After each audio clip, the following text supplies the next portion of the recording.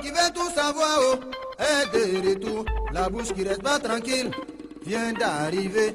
L'enfant qui veut tout savoir, oh, est de retour. La bouche qui reste pas tranquille vient d'arriver. Tonton, hier tu as mangé quoi, oh? Tu as dormi où? Donc tu trompes tanti. Papa, tu vas plus à l'école. Tu fais quoi avec maîtresse?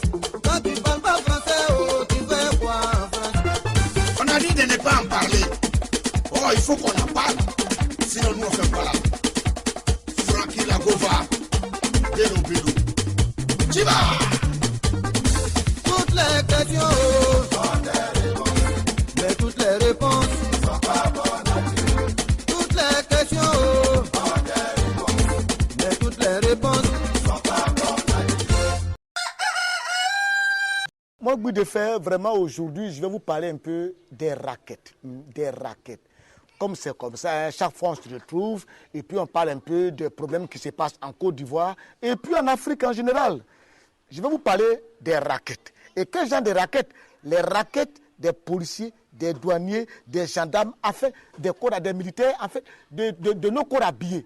Bon, quand on dit raquette, peut-être c'est pour arranger quoi. Sinon, moi, goût de faire, je préfère dire voleur, parce que voleur, il n'y a pas autre façon. C'est un voleur, voleur. Mais quand je me rappelle, je suis assis. Et puis je me rappelle en son temps, avec la France, les chansons qu'on chantait. Un jeune soldat sur le pont d'Henri IV, pendant la nuit, faisant la version, voyant passer 3 jeunes militaires, parmi lesquels le grand Napoléon, qui jusque-là faisait la sentinelle, qui jusque-là, vous ne passerez pas, retirez-vous, faisant la baïonnette, retirez-vous, vous ne passerez pas, attelà, serait pas, attelà. Napoléon, en fouillant dans sa poche, tiens, lui dit-il, et laissez-moi passer. Non, non, répond le brave militaire. L'argent n'est rien pour un soldat français. Dans mon pays, j'ai labouré la terre. Dans mon pays, j'ai gardé les troupeaux. Et maintenant que je suis militaire, retirez-vous, vous ne passerez pas. Attelà, passerez pas. Attelà, vous l'avez vu, hein? Un soldat français, on lui a dit tiens, il dit non. Mais est-ce qu'ici en Côte d'Ivoire, quelqu'un peut dire à un corps habillé tiens, il va dire ah non, c'est pas vrai, c'est pas vrai. C'est lui qui voit ça là. Moi, goût de faire, je meurs le lendemain. Parce qu'il n'y en a pas. Il n'y en a pas. Et puis, je ne comprends pas. Et puis en fait, quand on voit que le pays est en crise, est en guerre, les autres pays nous en veulent. Aujourd'hui, la Côte d'Ivoire n'est pas trop bien d'accord avec les pays limitrophes ou alors les étrangers. Mais c'est la faute d'abord aux corps habillés qui sont dans les frontières. Parce que c'est ceux-là, c'est-à-dire ils sont dans les frontières, ils sont dans les aéroports, ils sont même au port. Mais c'est ceux-là d'abord que l'étranger dépasse. C'est la manière de les accueillir, c'est comme ça qu'on nous juge tous. C'est comme ça qu'on nous juge tous. Bon, je ne peux pas dire tous les corps habillés, mais je dis 80% des corps habillés, c'est d'eux que je parle. Mais 20% là, ils sont propres. Mais 80%, c'est d'eux que je parle.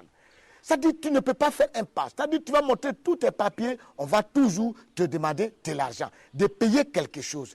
Un jour, il est arrivé à un corps habillé de demander la pièce d'identité d'un monsieur. Le monsieur montre sa pièce d'identité et dit, mais pourquoi est-ce que ici, pourquoi ta carte d'identité est vieille que toi? Le monsieur dit, ah, moi-même qui ai fait la photo, qui ai fait la pièce là, la pièce est vieille que moi. Mais parce que les gars voulaient toujours quelque chose. Et aujourd'hui, nous sommes en crise alors qu'on a tout fait. Au commencement, on avait dit que oui, bon, mais le pays, les corps habillés sont mal payés. Qu'il est venu, il a augmenté leur salaire. Parce qu'en Côte d'Ivoire, chaque président qui vient, il augmente pour ses camarades. Oufou était là, il a augmenté, il a réglé pour les planteurs. Quand Didier est venu, il a réglé pour les hommes d'affaires. Quand Gueye est venu, il a réglé pour les militaires. Babo aussi, il est venu, il règle aussi pour les enseignants. C'est-à-dire le travail que tu faisais avant, quand tu viens au pouvoir, ce sont ces gars que tu règles. Les autres, ne qu'à attendre. Donc quand Gueye est venu, il a réglé le salaire de tout le monde. Mais qu'est-ce qu'on ne constate pas? La sécurité, l'insécurité bat son plein dans le pays. Alors on ne sait pas. Quand un bandit vient, où est-ce qu'il passe pour que nos courabiers n'ont pas le temps de le voir? Il m'est arrivé un jour d'arriver à un barrage où il y a un policier qui était là, qui était en faction, en train de surveiller, mais qui avait oublié le chargeur de sa calache à la maison. Je suis étonné. Je suis étonné. Et j'étais à son barrage, je causais avec lui, lorsque quelqu'un vient dire, Sergent, attends, ton chargeur n'est pas là. Il regarde, il dit, quoi? J'ai oublié la maison. Ben, il est parti. Moi, je pense que tout ça, il faudrait que cela soit réglementé. Mais que voulez-vous qu'on fasse dans un pays où le sergent, c'est-à-dire, je vous dis, où, par exemple, l'adjudant a peur du sergent, parce que le sergent a pour ami lieutenant. Et demain, le sergent a pour ami lieutenant, il s'en va rapporter sur l'adjudant. Donc l'adjudant le regarde, il a peur. L'adjudant que tu vois, c'est-à-dire le capitaine que tu vois, il a peur de l'adjudant. Parce que l'adjudant a pour ami le commandant. Et c'est comme ça qu'on avance. Le commandant a peur du capitaine. Parce que le capitaine a pour ami le lieutenant-colonel. Et c'est comme ça qu'on avance dans un pays comme ça.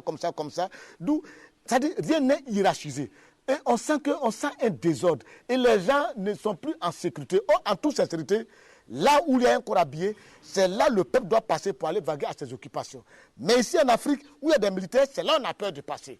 Moi, j'ai un ami qui est le fils du président togolais, paye à son âme, Yassine Yadema. Il m'a dit un jour, je suis parti chez lui, j'ai fait 2 semaines, je sortais un jour, il m'accompagnait, il dit, tu sais que j'étais dans ton pays, mais les gens de ton pays n'ont pas été gentils.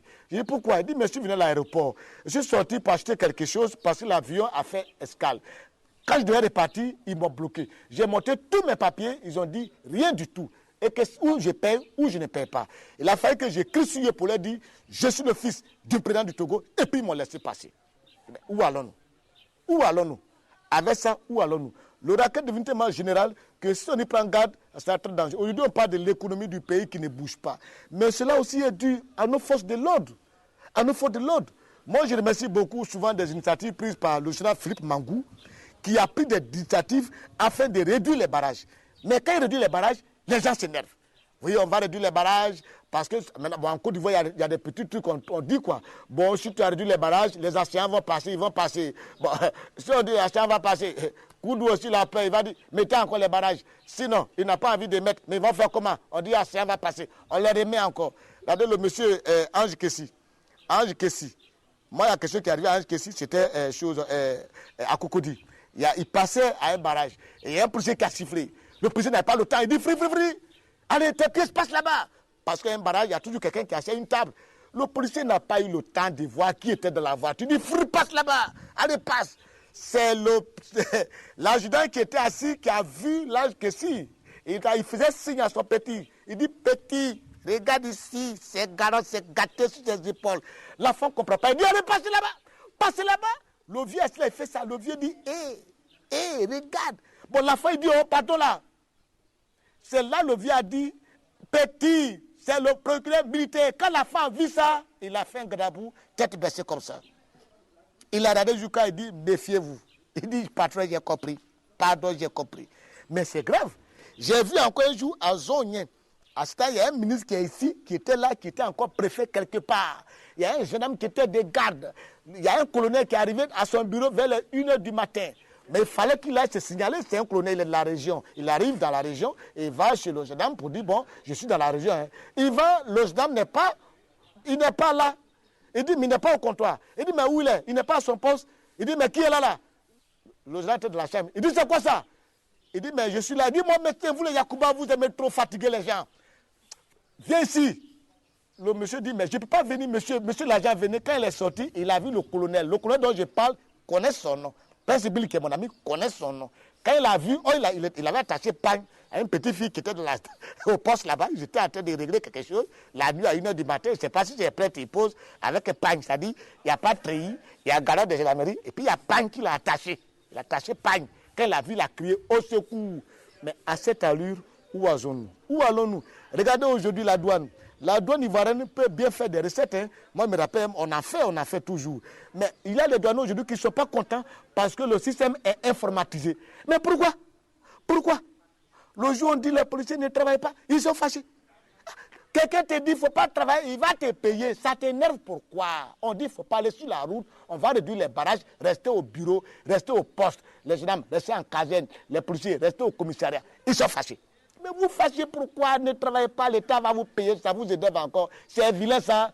À Mangou, ce que j'ai dit, si j'ai énervé quelqu'un, qui m'excuse? Ce que j'ai dit, c'est comment on va faire pour que la Côte d'Ivoire soit devant, pour que l'image du pays ne s'égale pas. À bon entendeur, Wobou. Vous l'avez découvert ici. Encore un hit que vous avez découvert. Ivoire TV. Ivoire TV.